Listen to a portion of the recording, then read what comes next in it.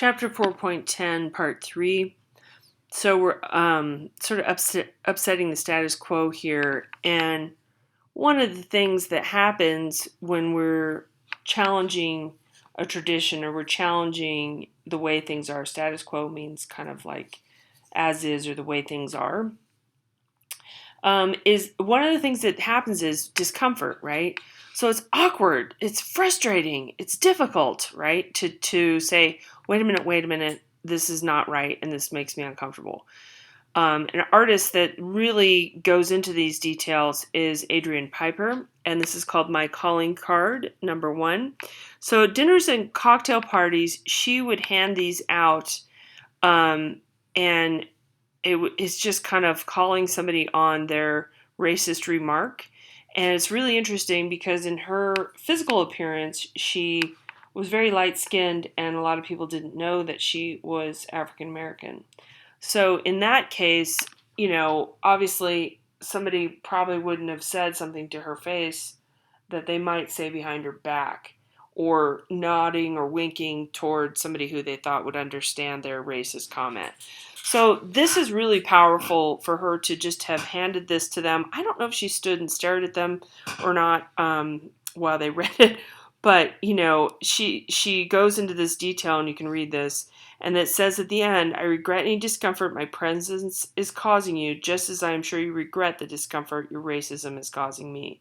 Quite powerful to think about, to just present this to somebody and sort of call them on their comments. I think it's always a difficult situation when somebody says something in your presence, either directly to you or next to you, and it can be very difficult to confront that person or find a way to say, that's not okay. And I think this is such a brilliant resolution in that regard.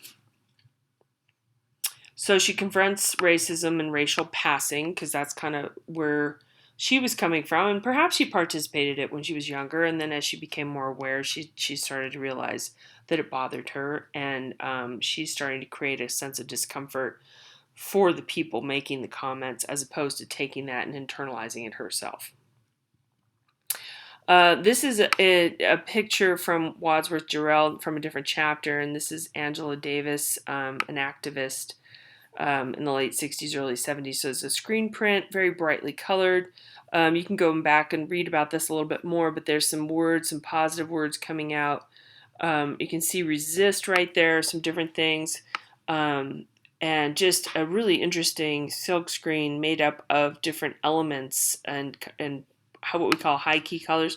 There's some cooler colors, there's blue and so on, but mostly these hot, warm colors, and it's just a very passionate, beautiful piece.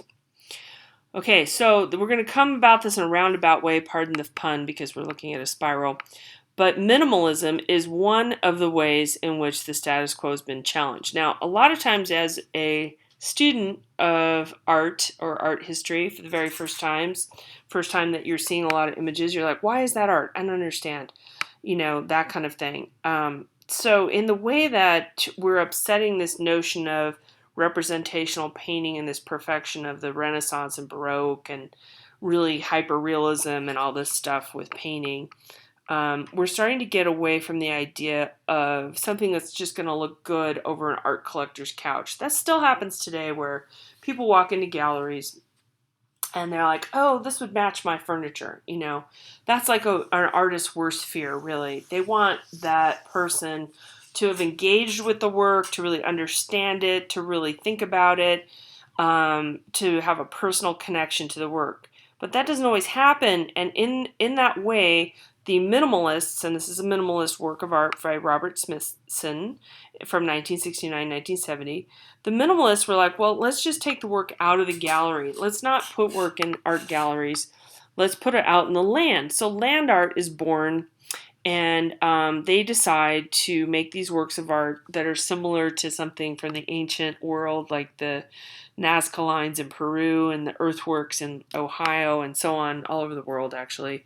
So they're deciding to move some earth around, which is what's happened here. A bulldozer just came and took some dirt and kind of built this jetty up. And different times of the day, different times of the year on drought versus the water level can be high or low in the Salt Lake. This is a Great Salt Lake in Utah. You can go see this. Look it up before you go, check on it. Don't just show up. It's quite a ways away.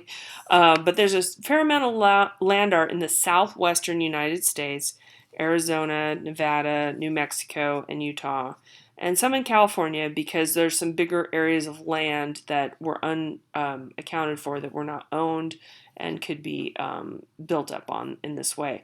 But the idea of getting something out of a museum and not visually recognizable, if that makes sense.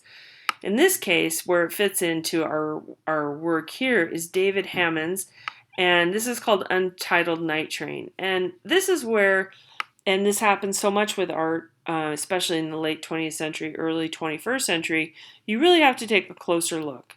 So this looks like a pretty sort of piece where there's some clear light colored glass here and green glass and just kind of some lumps of coal. But the subject matter of this piece, or what's really happening, I mean, this is another minimalist work of art, by the way, in that same tone of it's not a painting, it's not depicting something, it's not carved statue. But what these are bottles of Night Train, which was a high alcohol, very cheap, I believe it says a wine or a liquor. But the way this was advertised, and you can look this up, Night Train and what's the other one? Ripple. They were advertised on purpose through companies like Gallo and different legitimate, wine and liquor companies. What they did was, instead of having an advertising campaign on TV, they put empty bottles in the gutter in Skid Row in Los Angeles and other places, and then the label would be on it, and then the person who's kind of rolling over from the gutter, quite literally, and sees, oh, is that what I drank last night? Or somebody drank this. I'm going to go get some of that, and then went and bought it in the local liquor store. So they marketed this to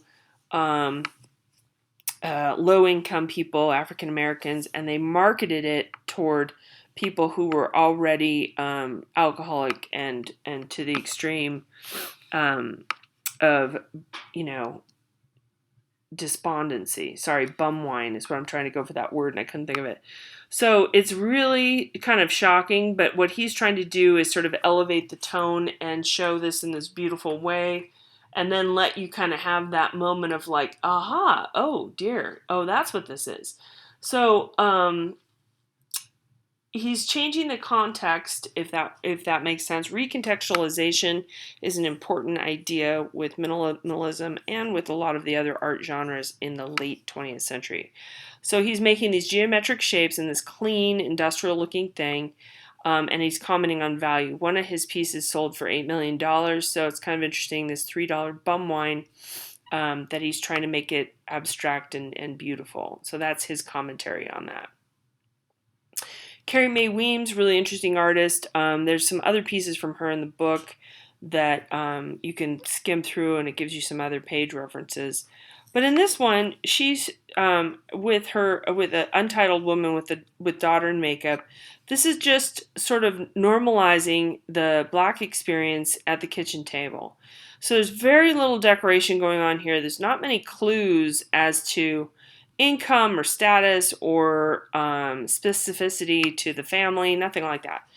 What we're doing is we're showing very typical sort of life lessons that a mother and a daughter share, and that is her focal point on this particular piece. She does some other edgier pieces, but in some ways just showing the normalization and not doing a subject piece about perhaps, a riot or a social protest or anything like that. This is an everyday occurrence, and one philosophy in for some artists is to say there's nothing special about the experience that's going on here. We're all sort of the same, and that's kind of what's happening in this. Not all of her work is in that way. So she's trying to show her a personal and artistic cultural experience, and she's trying to make it universal, if that makes sense. There's a universality to a kitchen table and a mother and a daughter. Oh yes, I beg your pardon. People of color can stand for the. So in a way, this could be substituted for any depiction of a mother and daughter. Okay, so we're going to switch gears a little bit, and culture will be on display as opposed to, I wouldn't say not identified, but made universal. Now we're going to go specific. So we're going to raise awareness for social justice. And our friend Spike Lee here, who in his early films, he acted in the films. And this is Do the Right Thing, 1989, which, gosh, it's just wild to think how much time has passed. And he depicts a bunch of people in Brooklyn. So the community has changed at that time. Perhaps in the past there were more Italian Americans, and so this pizza place, Sal's Pizza Place, is there, and it's still existing, but the demographic has shifted. It's mostly African American, and tensions rise up between the two cultures. And Spike Lee's overarching idea or theme, and I'm sure you've heard him talk, he's been much more vocal. I think in the last 5 years, really, I've heard him on the radio more and television and so on. He's been active again, but his sensibility in the late 80s was that civil rights was 20 years ago. What's happened? So he pushes a lot of buttons. He points at a lot of concerns and a lot of conflicts that were never resolved, and progress that was not made, promises that were made that were never followed through on. So in Do the Right Thing, there's a lot of questions about actions and what is the right thing to do, and making some noise in his case. I don't want to give the movie away if you haven't seen it, but in this particular case, a lot of the decisions and the conflicts are examined really carefully. Brilliant filmmaker, very underrated, and he's very justified in saying that African American filmmakers, have been under noticed and under received. I mean, he's somebody who has got this amazing body of work. So in this case, if you notice, he's got the pizza box, the character that he's playing. He is still a delivery boy. He has a lower status job than his white counterpart who owns the pizza place. So that's one of the levels of interchange and difficulty that's going on in this place, but that's also about a bigger sense of race relationships in New York City. Now, Brooklyn at this point has changed so much. It's hard to say, it's hard to explain, but you'll have to watch it then, and you'll have to watch something more recent about Brooklyn, and you'll see how much it's gentrified and really shifted. And this culture that he's depicting here, and the people in it, it doesn't exist in that way. I cannot say for sure that it's evolved in a positive way. I think in a lot of ways, the gentrification and the expensive nature of Brooklyn, once New York got very expensive, has pushed a lot of people out. So the fact that these two parties, the Italian Americans, immigrants, and African Americans in New York City, got their due, I can't really speak to that exactly, because I think people have just mostly moved out of the area. I've been in Brooklyn. I've seen it really change over the years. It's kind of interesting. But this is a point in time, 1989. He depicts everybody in a sympathetic way. He's trying to give voice to the people that are there and their concerns in a realistic way. Okay, so this piece, Stephen Mark, this is just a beautiful piece. I think it's so painterly. I thought of it as a painting initially, but it is a photo montage. It's digital photo montage. There's a lot of layers and a lot of, like this is a repetition, this house of this one here. So he's repeating and he's placing things in a way that he's changing a dialogue. He's changing the story by recontextualizing and moving around these pieces. So he creates a new meaning. So that's an important word for the 21st century, is recontextualization. Taking something that exists and moving it around and making a new meaning.